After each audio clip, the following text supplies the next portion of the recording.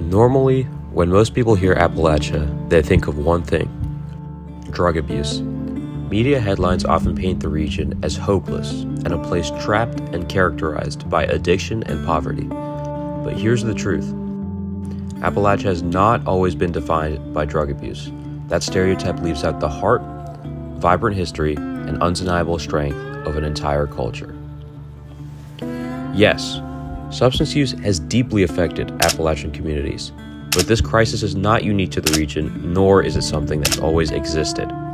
According to a 2017 study in the Journal of Rural Mental Health, the rise in substance use, especially opioids, began largely in the late 1990s and early 2000s after aggressive marketing of prescription painkillers in rural areas.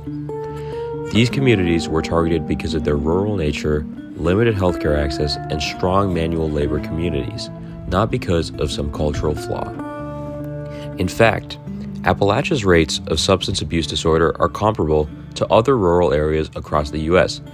Yet in the case of Appalachia, the media creates a unique, one-dimensional narrative.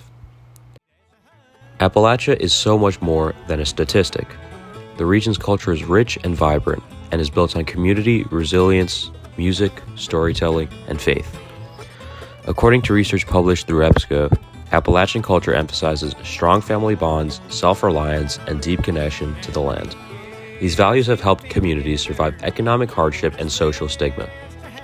So when people reduce Appalachia to a region of addicts, they erase centuries of art, innovation, and unity that define the people who live here.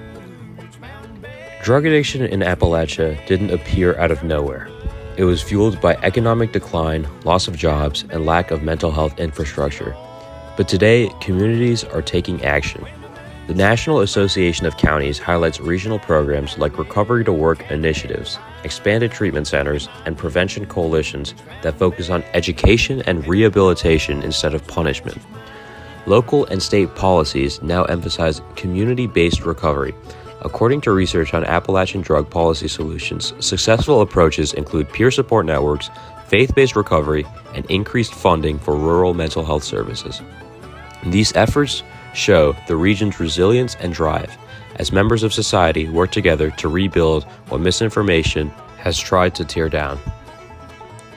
So, the next time someone is quick to judge this misunderstood region, remind them of the truth. This region is defined by its people rather than some pills. It's